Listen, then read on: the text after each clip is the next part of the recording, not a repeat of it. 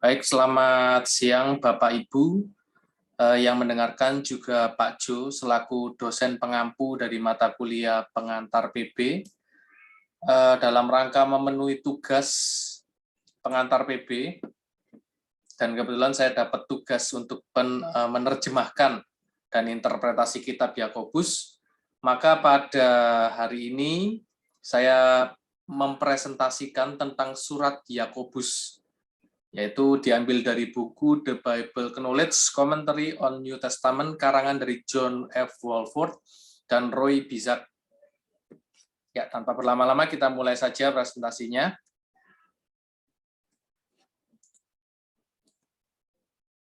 Daftar isi dari surat Yakobus ada 4 ide utama. Yang pertama adalah introduksi, yang kedua adalah bagian konten, yang ketiga adalah bagian komentari atau isinya, dan yang keempat terakhir adalah bagian bibliografi. Pada bagian introduksi kita akan membahas 6 hal, yaitu tentang kepengarangan dari surat Yakobus, tanggal penulisan, penerima surat Yakobus, kanonisitas, gaya, dan persatuan. Kepengarangan surat Yakobus, penulis dari surat ini tidak mudah diidentifikasi. Perjanjian Baru menyebutkan setidaknya ada 4 pria bernama Yakobus. Yang pertama putra Zebedeus dan saudara Yohanes, itu tercatat dalam Markus 1 ayat 19. Yang kedua adalah Yakobus putra Alfeus, itu tercatat dalam Markus 3 ayat 18. Yang ketiga Yakobus yang adalah ayah Yudas, Yudas yang bukan Iskariot, itu tercatat dalam Lukas 6 ayat 16, dan Yakobus saudara tiri Tuhan, atau saudara yang dihasilkan dari hubungan antara Yusuf dan Maria. Itu tercatat dalam Galatia 1 ayat 19.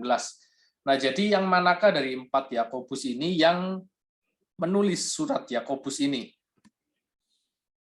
Pilihan pertama yaitu Yakobus anak Zebedeus tidak bisa atau tidak mungkin menjadi penulisnya karena ia menderita kemartiran di bawah Herodes Agripa I. Bahkan sebelum surat ini ditulis, dan itu tercatat dalam Kisah Rasul 12 ayat 2. Nampaknya juga bukan Yakobus anak Alfeus karena dirinya kurang dikenal. Yang ketiga, Yakobus ayah Yudas bukan Iskariot juga tidak bisa dianggap orang penting dalam gereja mula-mula, sehingga dia hampir tidak mungkin menjadi penulis surat ini. Oleh karena itu, pilihan yang paling jelas adalah pilihan yang terakhir, yakni Yakobus saudara tiri Tuhan, dengan alasan sebagai berikut. Yakobus adalah pemimpin yang diakui gereja Yerusalem, Yakobus saudara tiri Tuhan ya maksudnya. Kesimpulan ini didukung oleh nada otoritatif yang ada di dalam surat itu. Dan yang kedua, adanya kemiripan yang mencolok bahasa Yunani antara surat Yakobus ini dengan pidato Yakobus yang tercatat dalam Kisah 15. Dan hal ini juga semakin diperkuat karena beberapa bapak gereja awal mula seperti Origenes, Eusebius, Cyril dari Yerusalem, Athanasius, Agustinus, dan banyak penulis awal lainnya juga mendukung pandangan ini. Kita beralih tentang tanggal penulisan. Flavius Josephus, sejarawan abad pertama, mencatat bahwa Yakobus mati syahid pada tahun 62 Masehi. Jadi surat itu pasti ditulis sebelum tanggal itu, dan lagi-lagi Yakobus di sini mengacu kepada Yakobus saudara tiri Tuhan. Jadi karena tidak disebutkan tentang Dewan Yerusalem yang diadakan pada 49 Masehi, di mana Yakobus mengambil peran aktif di dalamnya, maka diperkirakan surat ini ditulis beberapa tahun sebelumnya, yakni antara 45 sampai 48 Masehi. Surat Yakobus ditujukan kepada ke-12 suku yang tersebar di antara bangsa-bangsa, itu jelas sekali tertulis dalam Yakobus 1 ayat 1. Surat ini memiliki ciri khas orang Yahudi. Meskipun surat itu menunjukkan diksi Yunani yang cermat, surat itu juga tetap dipenuhi dengan simbolisme Ibrani yang luas. Jadi kemungkinan besar Petrus menulis kepada orang-orang Kristen Yahudi yang tersebar di barat. Itu bisa kita lihat dalam 1 Petrus 1 ayat 1. Dan sedangkan Yakobus berbicara kepada orang-orang Kristen Yahudi yang tersebar di sebelah timur, Babel dan Mesopotamia. Kanonisitas. Yakobus sempat dihilangkan dari beberapa versi awal kitab suci, dan baru di abad keempat dan kelima Yakobus secara konsisten dimasukkan ke dalam kanon. Kenapa hal itu bisa sampai terjadi seperti itu? Karena gereja-gereja Roma dan Kartago, yang notabene adalah orang-orang di sebelah barat ya, meragukan kanonisitas Yakobus. Namun itu tetap digunakan sejak awal oleh gereja-gereja Yerusalem dan Alexandria. Alasannya sangat jelas seperti yang sudah disebutkan tadi, bahwa buku ini, surat Yakobus ini ditulis di Yerusalem dan ditujukan kepada orang-orang Yahudi di timur, sehingga orang-orang barat tidak begitu siap untuk menerima surat itu sebagai kitab suci. Jelas bagaimanapun bahwa Allah tidak hanya mengawasi penulisan kitab suci, tetapi juga penerimaan dan otoritasnya. Jadi kalau sampai surat Yakobus ini ada di dalam Alkitab kita, artinya Allah berdaulat dan berkuasa, dan menyatakan bahwa surat Yakobus adalah firman Allah, bagian dari firman Allah. Kita maju lagi di dalam gayanya, kitab Yakobus adalah surat yang berisi tentang surat yang berisi tentang ceramah. Jadi selain surat, tapi ini juga adalah seperti khotbah gitu ya, ceramah. Dibuka dengan salam, namun surat ini yang uniknya tidak memiliki doa penutup. Jadi surat ini jelas disiapkan untuk dibaca di depan umum sebagai khotbah kepada jemaat yang dituju. Yakobus memasukkan 54 perintah dalam 108 ayatnya. Rata-rata satu ajakan untuk bertindak di setiap ayat lainnya, sehingga tadi disebutkan gaya penulisan surat Yakobus ini bersifat otoritatif, karena ada salah satu alasannya, ada banyak kalimat perintah di sini. Gaya Yakobus sangat energik dan hidup, menyampaikan konsep yang mendalam dengan kata-kata yang tajam dan dipilih dengan baik. Kalimat-kalimatnya pendek, sederhana, dan langsung. Dia menggunakan banyak metafora dan perumpamaan. Kitab Yakobus juga memiliki banyak gambaran dari alam. Seperti contohnya kalau kita dapati dalam Yakobus 1 ya, ayat berapa tuh, ayat 8 kalau nggak salah, di situ ada unsur kalau orang itu bimbang, maka dia diseumpamakan seperti perahu yang diombang-ambingkan oleh angin. Nah, ada laut, ada ombak, ada angin. Nah, itu kan gambaran dari alam ya. Dan banyak lagi ayat-ayat di belakangnya yang berkaitan dengan alam. Lalu juga di dalam surat ini ada nasihat, ada pertanyaan retoris, ilustrasi dari kehidupan sehari-hari juga memberi bumbu pada buku kecil ini. Yakobus juga sering mengacu kepada atau mengutip dari 21 kitab di Perjanjian Lama. Selain itu, ajaran Yakobus juga sangat mirip dengan ajaran Yohanes Pembaptis. Itu kita bisa lihat di dalam Yakobus 1 ayat 22 dan 27 yang mirip dengan Matius 3 ayat 8, Yakobus 2 ayat 15 sampai 16 dengan Lukas 3 ayat 11, Yakobus 2 ayat 19 sampai 20 dengan Matius 3 ayat 9, Yakobus 5 ayat 1 sampai 6 dengan Matius 3 ayat 10 sampai 12. Ya, jadi coba dibandingkan antara ajaran Yakobus dan Yohanes Pembaptis. Lalu berikutnya tentang persatuan. Kenapa surat ini sempat diragukan awalnya untuk diterima sebagai kanon, khususnya oleh orang-orang atau gereja-gereja di sebelah barat ya, oleh orang-orang Yahudi di sebelah barat, karena dugaan kurangnya persatuan atau kesinambungan pikiran di dalam Yakobus. Jadi tujuan surat ini adalah untuk menasihati orang-orang percaya mula-mula kepada kedewasaan Kristen dan kekudusan hidup. Jadi surat ini lebih banyak membahas praktek iman Kristen daripada membahas ajarannya atau tentang doktrin yang berkesinambungan. Jadi lebih ke arah praktis. Dengan ajaran yang keras tentang kekudusan praktis, Yakobus menunjukkan bagaimana iman dan kasih Kristen harus ditunjukkan di berbagai situasi aktual. Jadi bagian-bagian buku yang tampaknya tidak berhubungan, dapat diselaraskan dengan tema yang terpadu, yaitu tentang kekudusan hidup dan kedewasaan ini ya. Lalu kita masuk ke bagian yang kedua tentang konten yang merupakan gambaran umum ya tentang isi dari kitab Yakobus. Ada 5 bab besar.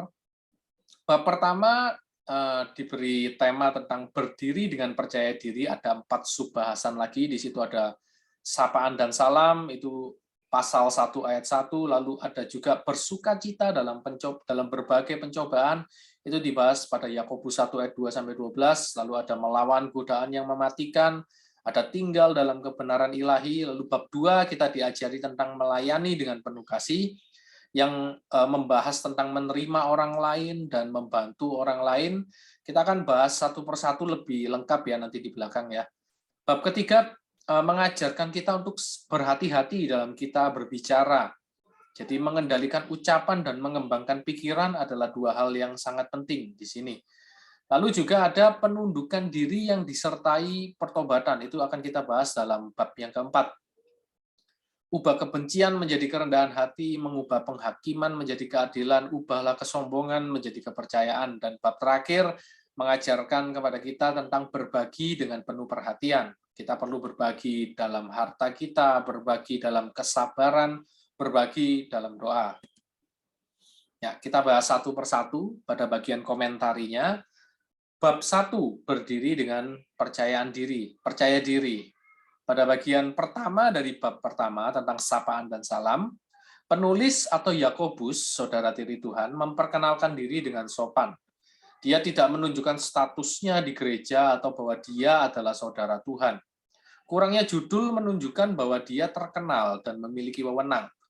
Jadi dia tidak berusaha mempromosikan memperkenalkan diri dengan segala jabatan dan statusnya yang sangat terkenal. Jadi itu menunjukkan bahwa pembaca itu sudah paham siapa yang menulis. Jadi dari sini kita bisa mengira-ngira atau memperkirakan bahwa Yakobus ini adalah orang yang terkenal. Jadi sangat mungkin dia adalah Yakobus, saudara tiri Tuhan. Dan yang sangat menarik dengan begitu banyaknya jabatan yang sudah bagus tadi, status yang bagus, Yakobus atau Yakub justru menggambarkan dirinya hanya sebagai hamba Allah dan Tuhan Yesus Kristus. Jadi Yakobus menganggap dirinya sebagai budak atau doulos. Ini yang menarik. Jadi kerendahan hatinya sangat kental ya kita dapati dalam sapaan dan salamnya. Pada bagian yang kedua dari bab 1, bersukacita dalam berbagai pencobaan. Nah, dalam kehidupan terlalu sering pencobaan itu menimbulkan keluhan dan komplain. Respon semacam ini tidak berkontribusi pada kedewasaan Kristen, itu hanya memperburuk keadaan. Kitab Yakobus mengajarkan bahwa pencobaan tidak harus dilihat sebagai kesengsaraan, tetapi sebagai ujian. Sebuah tes diberikan untuk melihat apakah siswa dapat lulus dan tidak pingsan. Nah, bagaimana cara kita bersikap di dalam pencobaan? Itu dibahas dalam ayat yang kedua. Cobaan harus dihadapi dengan sikap sukacita. Pencobaan tidak boleh dilihat sebagai hukuman.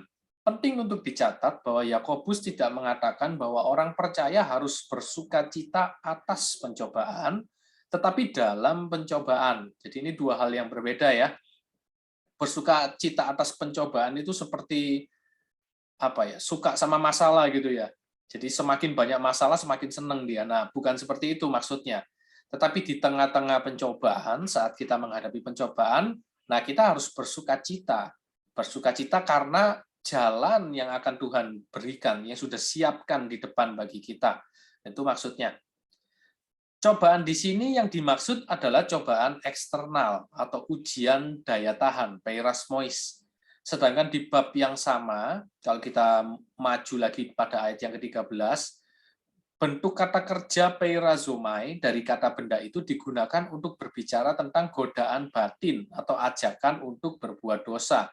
Jadi konteks pencobaan dari ayat 2-12 ini adalah bersifat ujian. Kalau ujian Tuhan bisa menguji, tetapi beda dengan godaan yang akan kita bahas dalam ayat 13. Godaan itu ajakan untuk berbuat dosa. Tuhan tidak pernah ngajak kita berbuat dosa. Tapi Tuhan menguji kita, supaya kita timbul menjadi emas murni gitu ya. Jadi ada dua tipe pencobaan, yaitu tentang ujian dan ajakan berbuat dosa. Nah, keuntungan dari pencobaan atau ujian yang diambil dengan benar menghasilkan ketekunan atau kualitas ketahanan yang luar biasa. Ketekunan hanyalah awal dari manfaat menurut buku ini. Poin utama Yakobus adalah menunjukkan bagaimana mencapai kedewasaan rohani. Dewasa, teleioi, sering diterjemahkan sempurna atau selesai, dan digabungkan dengan lengkap atau holokleroi, dari holos yang berarti keseluruhan dan kleros yang berarti bagian, yang berarti disempurnakan seluruh atau sepenuhnya, dikembangkan di setiap bagian. Nah, itu maksudnya kedewasaan rohani. Kita maju lagi, ternyata Tuhan juga menyediakan bantuan dalam kita saat menghadapi pencobaan atau ujian. Bantuan sudah tersedia dari Tuhan yang memberi, tou didontos teu. Bagi mereka yang kurang hikmat, sumber berharga ini tersedia untuk kita tanyakan. Namun, ketentuan Tuhan memiliki beberapa prasyarat. Pertama, kita harus meminta dengan iman. Dia harus percaya dan tidak ragu. Diakrinomenos artinya keraguan atau menyiratkan kebimbangan. Kedua, orang yang meminta hikmat perlu memiliki harapan. Harapan dalam kekekalan adalah bukti dari iman yang percaya. Harapan akan menerima keselamatan, menerima hidup yang kekal. Nah, itu bukti dari iman yang percaya. Ketiga, syarat yang ketiga, orang yang meminta hikmat harus tabah dan perlu meresapi dengan cinta atau kasih. Orang Kristen yang tabah menanggung, hipomene, pencobaan, peirasmon, akan menerima mahkota kehidupan. Tuhan menjanjikannya bagi mereka yang mengasihi Dia. Ketabahan mereka mengungkapkan cinta mereka. Jadi meminta hikmat dengan iman, ayat 6-8, harapan, ayat 9-11, dan kasih. Tidak hanya membawa berkat hikmat, tetapi juga berkat kemenangan dalam setiap ujian yang kita hadapi. Yang ketiga, berbicara tentang melawan godaan yang mematikan. Nah, ini tipe pencobaan arti yang kedua, yaitu ajakan untuk berbuat dosa ya. Orang-orang percaya berada dalam bahaya karena bisa jatuh sebelum serangan terjadi, dan karena tekanan pencobaan. Tetapi mereka juga bisa ditundukkan oleh daya tarik dan kesenangan atau godaan. Sama seperti reaksi yang salah terhadap ujian akan menghambat pertumbuhan dan kedewasaan rohani, demikian juga tanggapan yang salah terhadap godaan juga akan menghambat pertumbuhan kedewasaan rohani kita. Sumber godaan, Yakobus membuatnya sangat jelas bahwa Tuhan tidak dapat dicobai, atau tidak ada apapun di dalam Allah yang dapat dijadikan daya tarik oleh kejahatan. Dia secara harfiah, Tuhan itu maksudnya tidak tergoda, apeirastos. Tuhan sering menguji tetapi tidak pernah mencobai. Tuhan tidak bisa kita ajak berbuat dosa. Tuhan juga tidak pernah mengajak kita berbuat dosa, itu maksudnya. Sumber pencobaan atau ajakan untuk berbuat dosa berasal dari dalam diri seseorang. Itu adalah keinginan jahat, nafsu, atau keinginan batin kita sendiri. Kita terkadang sering diseret dan dibujuk. Jadi seseorang dapat membangun dan memasang perangkap untuk dirinya sendiri. Langkah-langkah dalam godaan, langkah-langkahnya terlalu jelas. Nafsu yang tidak terkendali menghasilkan dosa, dan dosa yang tidak segera kita akui akan membawa kematian. Sama seperti tanggapan yang benar terhadap ujian dapat menghasilkan pertumbuhan menuju kedewasaan rohani yang penuh, demikian pula tanggapan yang salah terhadap nafsu atau ajakan berbuat dosa akan mengakibatkan penurunan kemiskinan rohani yang hina dan akhirnya menghasilkan kematian. Solusi untuk godaan, ayat 17-18. Bapak kegelapan atau setan, yang bisa kita temui dalam kisah 26-18, Kolose 1-13, menghasilkan keturunan dalam rupa dosa dan kematian. Sedangkan Bapa dari cahaya surgawi, yaitu Tuhan, memberikan keselamatan dan kehidupan. Solusi untuk pencobaan dapat ditemukan dalam hubungan yang dekat dengan Bapa dan tanggapan yang konstan terhadap firman-Nya. Seseorang harus beristirahat di dalam Tuhan, terang yang tidak berubah dan bersandar pada firman kebenarannya yang memberi hidup. Jadi inilah cara kita untuk melawan godaan, yaitu menjalin hubungan yang dalam dengan Tuhan dan firman-Nya, merenungkan firman-Nya yang memberi kita hidup itu ya. Tinggal dalam kebenaran ilahi, bagian terakhir dari bab 1. Pada akhirnya, kunci untuk merespon pencobaan dan melawan godaan terletak pada reaksi seseorang terhadap firman Tuhan. Penerimaan kepada firman, respon terhadap firman, dan penyerahan diri kepada firman sangat penting untuk pertumbuhan rohani. Seseorang harus menerima firman Tuhan, bertindak berdasarkan itu, dan mentaatinya. Penerimaan kepada firman ada 3 perintah berikut. Biarkan semua orang cepat mendengarkan, lambat berbicara, dan lambat marah. Akibatnya adalah penting untuk menyingkirkan semua kekotoran moral atau disebut riparian, lusuh, dan semua kejahatan, dan dengan rendah hati menerima firman yang ditanamkan. Ditanam atau emphiton itu berbeda dengan cangkok. Jadi sabda harus tumbuh ke dalam atau lahir, berakar di tanah subur dalam jiwa. Firman Tuhan itulah yang dapat menyelamatkan jika firman itu ditanam, bukan dicangkok ya. Respon terhadap firman, namun tidak cukup hanya kita menerima firman, seseorang harus menanggapinya dengan ketaatan yang aktif. Tanpa mau dan rindu melakukannya, orang itu paralogizomai atau menipu dengan alasan yang salah. Jadi dirinya sendiri itu ditipu gitu ya. Orang yang mendengarkan dan tidak melakukan apa-apa adalah seperti orang yang melihat wajahnya di cermin dan kemudian melupakan apa yang dilihatnya. Sangat menarik bahwa Yakobus mengutip seorang pria, Andri, dalam ilustrasi ini.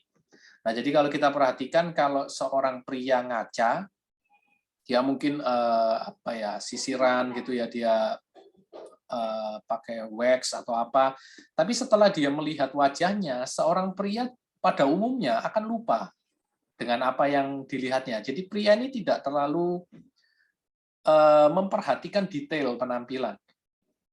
Nah, itu maksudnya memakai kata ganti pria di sini. Sedangkan kalau wanita, kalau dia bercermin, dia akan sangat jelas melihat ada yang mungkin perlu dibenerin, bulu matanya kayak atau bedaknya atau lipstiknya mungkin kurang bagus. Nah, itu akan segera langsung terlihat.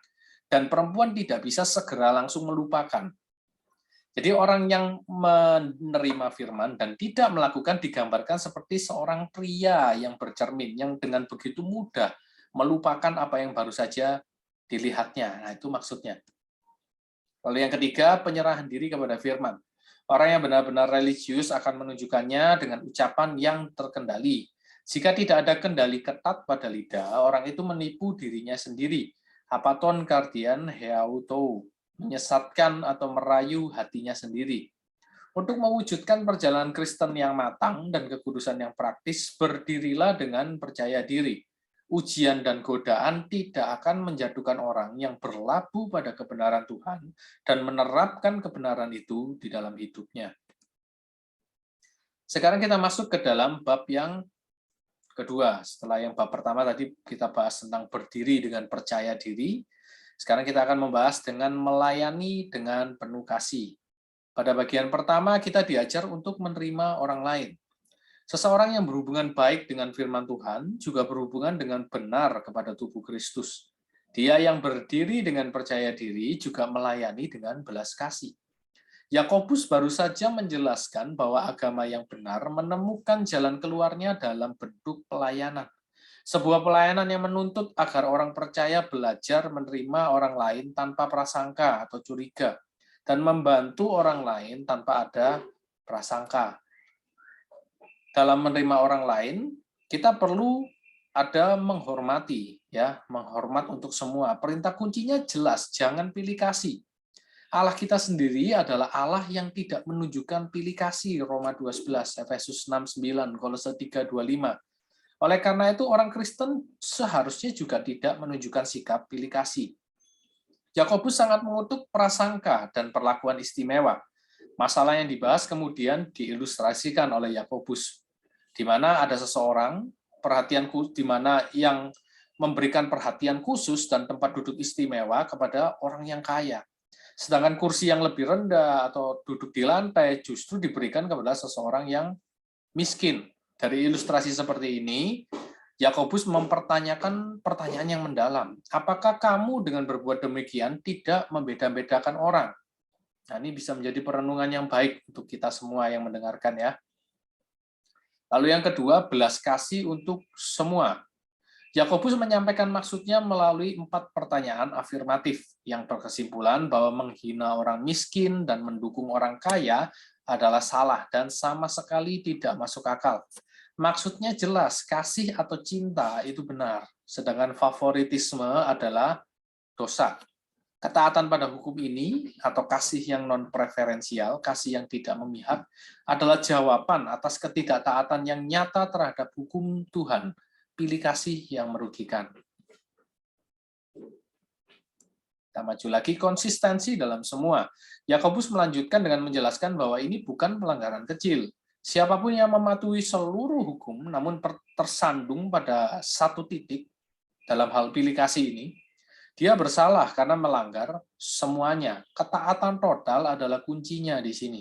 Ketidaktaatan pada hukum Tuhan membawa perbudakan. Dan bagi mereka yang tidak berbelas kasihan, penghakiman Tuhan juga akan dilakukan tanpa belas kasihan pada waktunya nanti. Sama seperti cinta menang atas prasangka, belas kasihan juga menang atas penghakiman. Membantu orang lain, sama seperti hukum kasih, tidak memberikan alasan untuk menghormati orang, demikian juga kepemilikan iman tidak memberikan izin untuk mengesampingkan perbuatan baik. Maksudnya kita tidak perlu memerlukan sebuah alasan gitu untuk kita hormat sama orang. Oh, karena orangnya kaya berarti kita hormat gitu. Oh, karena orangnya baik sama saya kita hormat. Oh, karena orangnya rupawan gitu misalnya, oh kita hormat. Nah, tidak seperti itu. Sama seperti hukum kasih tidak memberikan alasan bagi kita untuk menghormati orang, demikian juga kita yang mengaku beriman juga sama sekali tidak boleh mengesampingkan tentang perbuatan baik. Seorang percaya tidak hanya harus menunjukkan cintanya dengan menerima orang lain dengan siap, tetapi dia juga harus menunjukkan imannya dengan bantuan yang bertanggung jawab kepada orang lain. Bagian yang pertama, pernyataan dari iman yang benar, ayat 14-17 ya.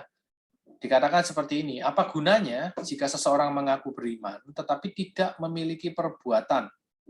Jadi penekanannya di sini bukan pada sifat iman yang sebenarnya, tetapi lebih kepada klaim iman yang salah. Kemegahan iman yang palsu inilah yang dikutuk Yakobus. Jadi pertanyaan retoris ini diikuti dengan ilustrasi yang bersifat hipotetis tetapi realistis, seperti ini. Misalkan seseorang, saudara laki-laki atau perempuan tidak punya pakaian dan makanan sehari-hari. Bagi seseorang yang membutuhkan dasar-dasar kehidupan, ucapan selamat yang sentimental, hati-hati di jalan, kamu pakai selimut, kamu beli makanan, itu tidak banyak membantu. Kalau kita memang adalah orang beriman, kita akan menunjukkan melalui perbuatan kita. Jadi orang yang beriman akan memiliki perbuatan baik. Ya, sedangkan kalau kita mengaku kita beriman, tetapi kita tidak ada perbuatan baik, jangan-jangan iman kita iman yang salah. Itu yang dimaksud Yakobus, klaim iman yang salah. Bukti dari iman yang benar. Nah, dikatakan seperti ini, tetapi seseorang akan berkata, Anda memiliki iman, saya memiliki perbuatan. Tunjukkan imanmu tanpa perbuatan, dan saya akan tunjukkan iman saya dengan perbuatanku. Yakobus tidak sedang mengatakan bahwa iman itu tidak penting. Penekanannya sekali lagi adalah bahwa perbuatan baik adalah bukti dari iman. Jadi argumen Yakobus ini bukanlah pro perbuatan anti iman atau anti iman ya, atau pro iman terus dia anti perbuatan. Dia hanya mengatakan bahwa iman yang sejati harus disertai dengan perbuatan baik. Perbuatan baik adalah bukti dari iman yang sejati. Dia bukan pemberi energi dari iman yang tulus. Teladan dari iman yang benar. Lalu Yakobus melanjutkan memberikan dua contoh Alkitabiah ya tentang Abraham, bapa bangsa yang dihormati, dan Rahab, pelacur yang ditebus. Itu bisa kita baca ya dalam ayat itu ya. Jadi Paulus bagaimanapun berdebat untuk prioritas iman. Paulus kalau kita baca dalam suratnya sangat memprioritaskan iman begitu ya, pentingnya iman. Sedangkan Yakobus berargumen untuk bukti iman. Jadi Yakobus tidak sedang berusaha meniadakan iman. Paulus menyatakan bahwa Abraham memiliki iman, dan karena itu dia dibenarkan, Kejadian 15 ayat 6. Yakobus menjelaskan bahwa iman Abraham terbukti dalam praktek pengorbanan Ishak, Kejadian 22:12. Perbuatan berfungsi sebagai barometer atau tolak ukur pembenaran, sedangkan iman adalah dasar bagi kita untuk kita dibenarkan oleh Allah.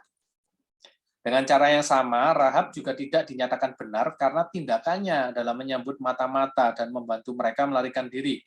Jadi kesimpulan yang paling jelas, iman dan perbuatan sama pentingnya satu sama lain, seperti tubuh dan roh. Kita tidak bisa berbuat baik tanpa kita beriman terlebih dahulu. Karena bagi Tuhan itu adalah seperti kain kotor. Ya, kitab Yesaya berapa itu. Lalu juga kita tidak bisa mengaku beriman, tetapi kita tidak memiliki perbuatan yang baik. Jadi orang percaya harus berdiri dengan percaya diri di atas firman Tuhan, Bahkan di tengah-tengah pencobaan atau ujian dan godaan, itu bab pertama, tapi juga harus melayani saudara-saudaranya di dalam Kristus, itu yang bab kedua. Ia harus menerima semua anggota keluarga Allah tanpa pilih kasih, dan membantu keluarga dengan iman yang bekerja, iman yang disertai dengan perbuatan baik. Bab ketiga, sekarang kita memasuki ke bab 3, yaitu berbicara tentang hati-hati, berbicara dengan hati-hati, tentang mengendalikan ucapan pada bagian yang pertama. Poin yang pertama, lidah itu kuat.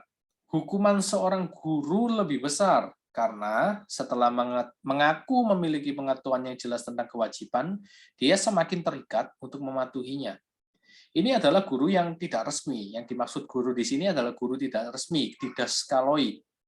Karena dalam pertemuan sinagoga Yahudi dulu, sinagoga keluarga gereja ya Yahudi dulu, di mana banyak kebebasan diberikan bahkan untuk orang asing untuk berbicara. Nah, ini yang dimaksudkan guru.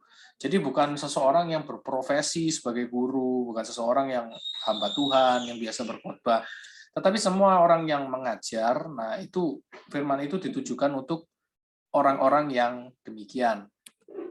Jadi lidah mungkin kecil tetapi berpengaruh. Sama seperti kekang yang kecil dapat mengendalikan kuda dewasa, kemudi kecil memandu kapal besar, dan percikan kecil api, kurang itu ya, menghabiskan seluruh hutan. Jadi lidah adalah bagian kecil dari tubuh, tetapi itu dapat membuat kehebohan yang besar. Lidah itu mungil, tapi kuat. Lidah juga digambarkan Yakobus sebagai sesat. Jadi lidah itu tidak hanya kuat, namun juga sesat. Lidah itu kecil dan berpengaruh, tetapi lebih buruk lagi, itu bisa menjadi kejahatan dan bisa menular. Lidah tidak hanya seperti api yang tidak terkendali, itu juga seperti binatang buas. Tidak ada yang bisa menjinakkan lidah, karena itu adalah kejahatan yang aktif. Kejahatan yang sulit diatur, mengejutkan, terhuyung-huyung, seperti orang yang tidak stabil dari Yakobus 1 ayat 8 tadi ya. Lebih buruk lagi, lidah penuh dengan racun yang mematikan. Bisa kita lihat Mazmur 140 ayat 4. Seperti racun ular, lidah dipenuhi dengan racun kebencian dan gosip yang mematikan. Yakobus juga menggambarkan lidah itu tercemar. Jadi mirip seperti lidah ular yang bercabang, lidah manusia yang tidak terkendali dapat memancarkan pujian dan kutukan.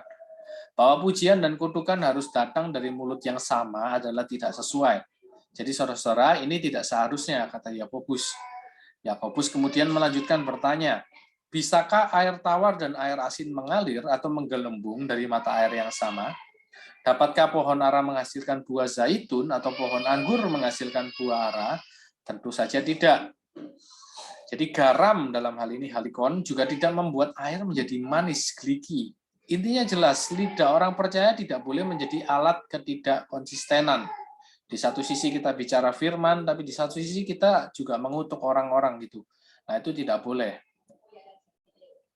Pada bagian yang kedua, kita berbicara tentang mengembangkan pikiran, ya, pengembangan pikiran, dan ini berhubungan dengan hikmat. Poin pertama, hikmat itu rendah hati.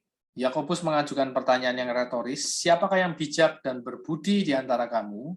Bijak atau sophos menggambarkan seseorang dengan wawasan moral dan keterampilan dalam masalah-masalah praktis kehidupan. Sedangkan berbudi di sini, epistemon, itu lebih mengacu pada persepsi intelektual dan ketajaman ilmiah. Bisa disebut IQ ini ya.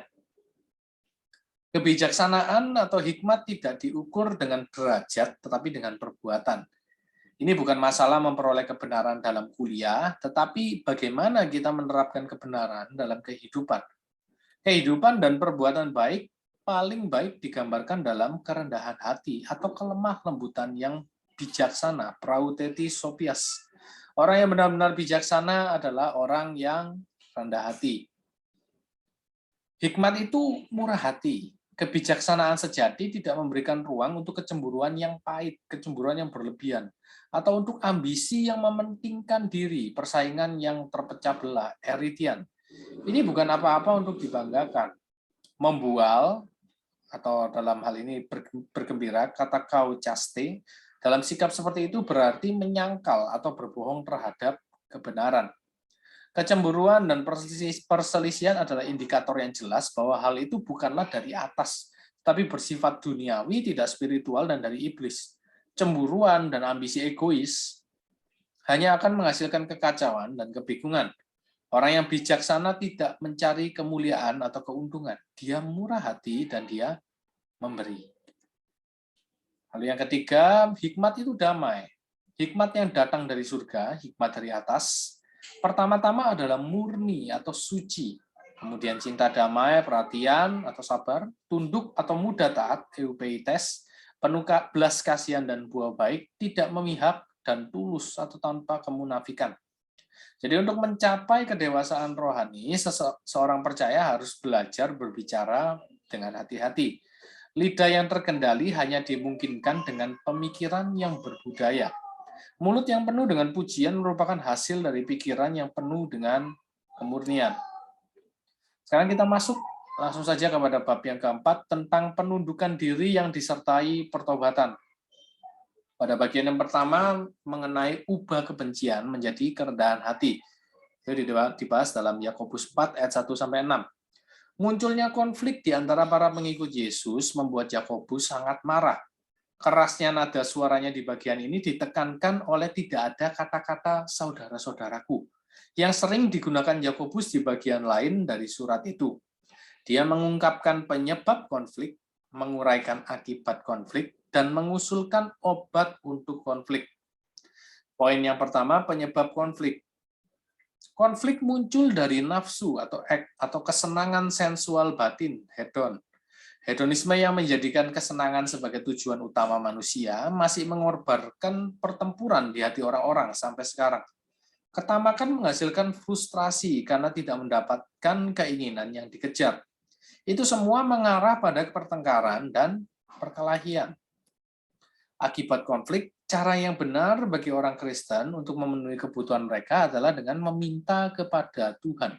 Salah satu alasan seorang percaya tidak menerima apa yang dia minta adalah karena dia meminta dengan motif yang salah, jahat, atau salah, kakos.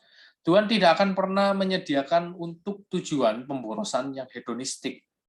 Konsekuensinya bisa lebih buruk daripada berakhir dengan tangan kosong. Seorang Kristen pemberontak yang memiliki hubungan tidak sah dengan dunia akan bermusuhan dengan Tuhan. Kalau Tuhan menjadi musuh kita, siapa yang akan kuat gitu ya untuk bisa menopang kita? Nah, sekarang obat untuk konflik. Yakobus 4 ayat 5 adalah salah satu ayat yang sulit untuk diartikan di seluruh surat.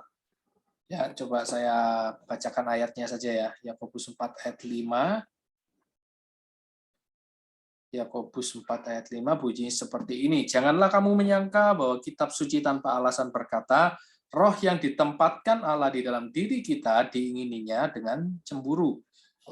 Nah, ini merupakan salah satu ayat yang cukup sulit untuk diterjemahkan. Ada 3 kemungkinan arti. Kemungkinan yang pertama, roh yang mendiami kamu dengan cemburu merindukan kamu, dan dia memberi lebih banyak kasih karunia. Jadi Roh Kudus itu merindukan kita dan Bapa memberi lebih banyak kasih karunia. Lalu yang kedua, arti yang kedua, dia atau Tuhan sangat merindukan Roh Kudus yang berdiam di dalam kamu dan dia memberi lebih banyak kasih karunia. Apakah seperti ini artinya? Lalu yang ketiga, yang terakhir, roh atau dalam hal ini roh manusia yang mendiami kita itu ingin sekali iri, cenderung iri. Tetapi dia, Tuhan, memberikan lebih banyak kasih karunia. Nah, kalau kita melihat terjemahan NIV, dia akan lebih mendukung gagasan yang terakhir atau gagasan yang C. Atau apakah Anda berpikir bahwa roh yang dia tempatkan di dalam kita cenderung ke arah iri, tetapi dia lebih memberi kita lebih banyak rahmat. Jadi arti yang ketiga ini tampaknya lebih bisa diterima menurut penulis buku ini ya. Jadi roh yang ada di dalam kita itu cenderung iri. Tetapi Allah memberikan lebih banyak kasih karunia bagi kita. Jadi orang percaya dipanggil untuk melawan roh manusianya yang cenderung iri dan perlu bersukacita dalam Roh Kudus yang dengan cemburu juga merindukan pembangunan setiap orang percaya. Mungkin inilah terjemahan yang lebih baik ya kalau kita menyertakan ayat yang ke-6. Ayat yang ke-6 menyatakan Tuhan itu menentang orang yang sombong. Kata lawan atau menentang adalah antitas Ini adalah istilah militer yang berarti berperang melawan. Namun bagi orang yang rendah hati, Tuhan memberikan kasih karunia. Jadi obat untuk konflik adalah semangat rendah hati yang disertai oleh perkenanan Tuhan. Bagian yang kedua, kita maju lagi pada bab keempat, bagian yang kedua, mengubah penghakiman menjadi keadilan. Poin pertama, nasihat untuk keadilan. Yakobus menyerukan komitmen, ayat yang ke-7, pembersihan, ayat yang ke-8, dan penyesalan, ayat yang ke-9. Sama seperti magnet, komitmen juga memiliki kutub positif dan negatif. Yang pertama adalah tunduklah kepada Tuhan, dan yang kedua, melawan iblis. Kata tunduk lagi-lagi adalah istilah militer yang artinya untuk disubordinasikan atau untuk taat. Sedangkan melawan berarti menolak atau antistete, berdiri melawan iblis dan dia akan melarikan diri. Untuk mendekat kepada Tuhan, bagaimanapun menuntut pembersihannya. Baik mencuci dan memurnikan adalah kata kerja yang merujuk pada pembersihan seremonial. Hal yang sangat relevan dengan kebiasaan orang-orang Yahudi yang mau bertobat ya zaman dulu. Jadi tukar senang dengan duka dan kegembiraan dengan kesuraman atau pandangan tertunduk, mata yang tertunduk, pengakuan yang penuh penyesalan penting untuk penyucian Tuhan. Jadi di sini Yakobus menekankan bahwa kita kalau tidak mengaku dan kalau kita mengaku tanpa kita punya rasa penyesalan, maka penyucian Tuhan itu sukar untuk dikerjakan dalam kehidupan. Kita sukar menerima penyucian dari Tuhan. Yang kedua adalah keuntungan dari keadilan. Jadi kuncinya adalah kerendahan hati ya. Memfitnah dan menghakimi satu sama lain sama sekali tidak sesuai dengan semangat rendah hati yang diinginkan Tuhan. Hanya orang yang rendah hati yang dihormati. Keadilan sejati diberikan ketika seorang percaya menundukkan dirinya kepada Tuhan dalam kerendahan hati dan ketaatan. Pencipta keadilan hanya satu yang berada di atas hukum. Dia sendiri yang berhak mengesampingkan atau mengubahnya. Tuhan adalah satu-satunya pemberi hukum dan hakim. Tuhan tidak hanya menulis hukum atau bagian legislatif, tapi dia juga mengelola hukum. Tuhan melayani baik sebagai cabang eksekutif atau eksekutor, pelaksana dari hukum, dan yudikatif atau pemasti supaya pelaksanaannya itu terjadi dari pemerintahan ilahi. Pada bagian yang ketiga dari bab yang keempat tentang mengubah kesombongan menjadi kepercayaan. Poin yang pertama, pernyataan yang membual. Pelaku yang diserang Yakobus adalah tipikal dalam surat ini ya, konteks ayat 13, adalah tipikal pebisnis yang membuat rencananya terpisah dari Tuhan. Melanjutkan bisnis berasal dari kata majemuk, emporeu someta, dari kata dari in, dan poreuomai atau to go, dari makna kata bahasa Inggris emporium yang berasal. Ini terkait dengan kata benda, emporos, yang dapat diterjemahkan penjual, pedagang, atau marketer, atau orang yang masuk dan mendapatkan perdagangan. Nah, ini tipe-tipe orang yang sedang diserang Yakobus ya. Gambaran jelas tentang saudagar Yahudi yang Yakobus coba perbaiki adalah seseorang yang salesman yang giat menjalankan bisnis untuk tujuan akhir hasilkan uang, tanpa memikirkan apakah ini bisa memuliakan Tuhan atau enggak, tapi benar-benar terorientasi, terfokus pada hasilkan uang saja. Poin yang kedua, kalimat membual. Yakobus kemudian menyatakan bahwa kita tidak tahu apa yang akan terjadi besok. Rencana manusia selalu tentatif. Rencana kita bukan milik kita. Waktu juga bukan milik kita. Nyatanya, hidup kita juga bukan milik kita. Yakobus kemudian melontarkan pernyataan terkenal yang lainnya. Apakah arti hidupmu? Jawabannya adalah kabut atau uap, kepulan uap.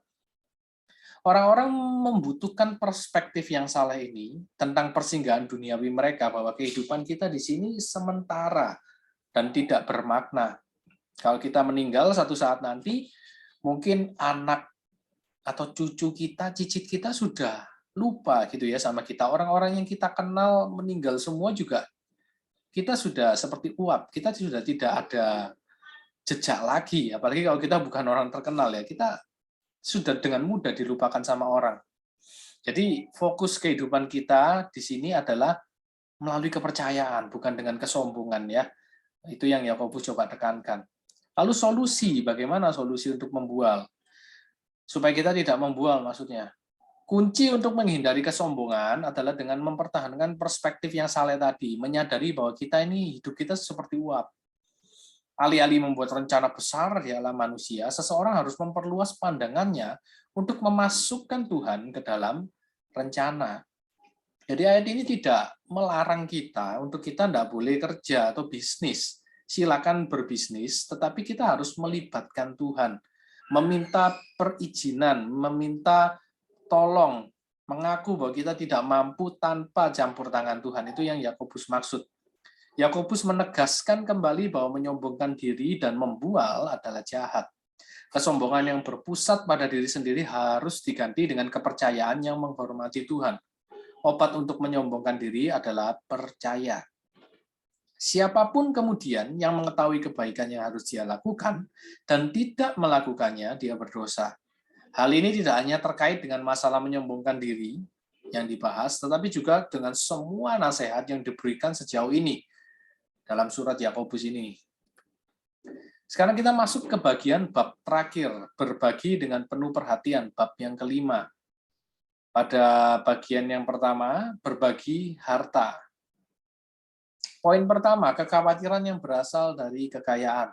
Yakobus menyatakan bahwa orang-orang kaya yang menaruh kepercayaan mereka yang arogan pada hal-hal yang ditakdirkan untuk membusuk, uang bisa membawa kegembiraan atau kebahagiaan sementara. Namun kekayaan pada akhirnya akan menghasilkan kesengsaraan. Itu kata Yakobus. Korosi kekayaan. Kekayaan membusuk dan pakaian bagus bisa dikunyah oleh ngengat. Penimbunan pada hari-hari terakhir hanya memberi lebih banyak bahan bakar untuk api yang akan memakan mereka yang terhilang. Kutukan dalam kekayaan. Jadi bukan kekayaan itu sendiri yang dikutuk sekali lagi, tetapi sikap rakus terhadapnya. Tuhan tidak tuli terhadap jeritan ketidakadilan, baik dari para pekerja yang upahnya ditahan, maupun dari penindasan yang dilakukan oleh orang-orang kaya. Orang kaya sering memakai pengaruh mereka di pengadilan, dan dalam prosesnya bersalah membawa penghukuman, bahkan kematian kepada orang yang tidak bersalah, yang tidak bisa memberikan perlawanan. Seorang percaya tidak berani terjebak dalam akumulasi kekayaan untuk dirinya sendiri. Dia harus berbagi harta miliknya untuk kemuliaan Tuhan dan kebaikan orang lain. Maju lagi dalam bagian yang kedua, dari bab 5, berbagi dalam kesabaran. Dari yang kaya, Yakobus kemudian beralih kepada mereka yang gelisah. Untuk ini dia sekali lagi menggunakan sapaan yang ramah, saudara-saudara. Nadanya berubah dari kecaman yang tajam menjadi penghiburan yang sensitif. Ia menghimbau kepada saudara-saudaranya untuk bersabar. Dia mendefinisikan esensi kesabaran dengan memberikan beberapa contoh kesabaran dan menunjukkan bukti kesabaran.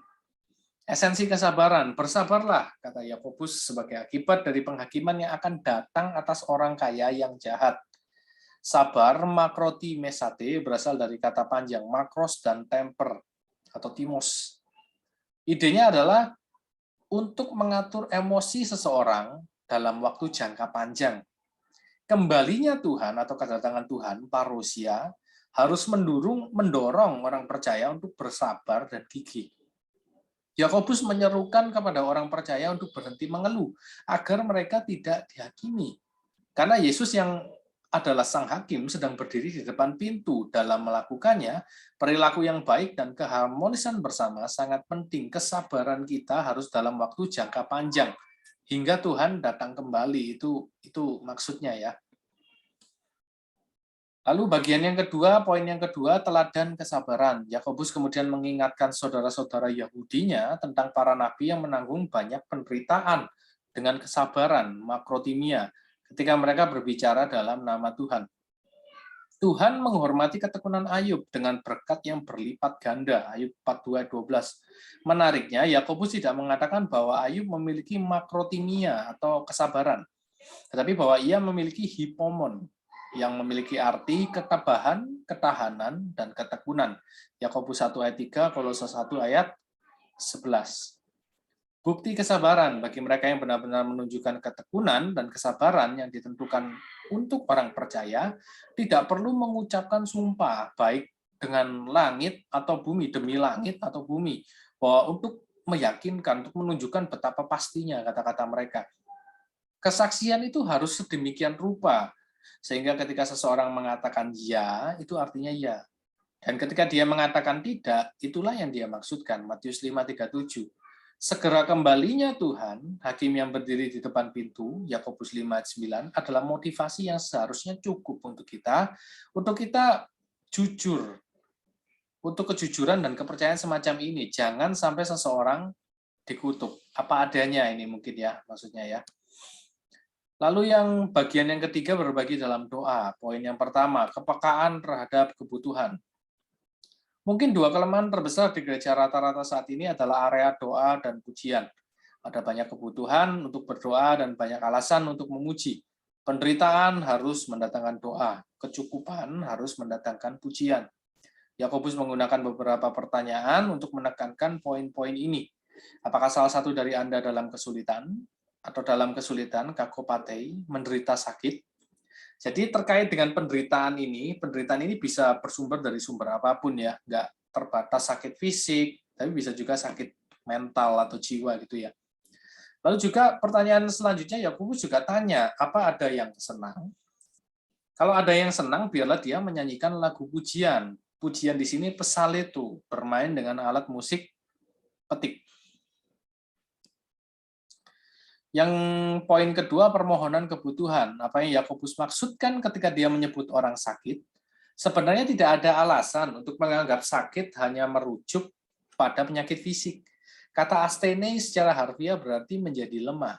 Meskipun digunakan dalam Injil untuk penyakit fisik, umumnya juga digunakan dalam kisah para rasul dan surat-surat untuk merujuk pada iman yang lemah atau nurani yang lemah. Kisah 23:5, Roma 6:19, 14:1, 1 Korintus 8:9-12.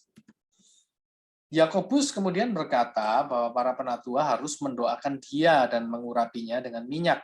Adalah penting bahwa kata mengurapi adalah alaipsantes, menggosok dengan minyak, bukan krio atau mengurapi secara seremonial. Oleh karena itu, Yakobus tidak menyarankan upacara atau ritual pengurapan sebagai sarana penyembuhan ilahi. Sebaiknya ia mengacu pada praktik umum menggunakan minyak sebagai sarana untuk memberikan kehormatan, penyegaran, dan perawatan. Banyak orang Kristen yang sakit fisik telah meminta para penatua untuk berdoa bagi mereka dan mengolesi mereka dengan minyak. Tetapi persentase yang cukup besar dari mereka tetap sakit. Jadi fakta ini menunjukkan bahwa perikop itu mungkin telah salah dipahami sebagai pemulihan fisik yang seperti disebutkan tadi, namun juga mencakup pemulihan spiritual. Kesimpulannya jelas, karena itu saling mengaku dosa dan saling mendoakan. Obatnya ada dalam pengakuan pribadi dan perhatian penuh doa. Signifikansi kebutuhan, poin ketiga, mereka yang tersesat adalah orang-orang sakit dari keluarga gereja. Yang berkeliaran perlu dibawa kembali ke kandang. Rujukan Yakobus di sini bukan untuk penginjilan, tetapi untuk pemulihan, kebangunan rohani, dan bukan penebusan. Sekarang kita masuk kesimpulan. Yakobus telah memberikan instruksi yang jelas tentang bagaimana mencapai kekudusan praktis dan kedewasaan rohani. Nasihat-nasihatnya yang tajam dirancang untuk menusuk hati nurani dan menggugah jiwa saudara-saudara Yahudi yang dikasihinya. Berdiri dengan percaya diri, melayani dengan belas kasih, berbicara dengan hati-hati, tunduk atau taat yang disertai dengan penyesalan, dan berbagi dengan perhatian. Seorang percaya harus menjadi apa yang Tuhan kehendaki, melakukan apa yang Tuhan ingin dia lakukan, mengatakan apa yang Tuhan ingin dia katakan, merasakan apa yang Tuhan ingin dia rasakan, dan membagikan apa yang Tuhan ingin dia bagikan. Ini bagian bibliografi aja ya, referensi. Ya, demikian presentasi atau interpretasi yang sudah saya lakukan dari surat Yakobus, kiranya ini bisa memberkati kita semua.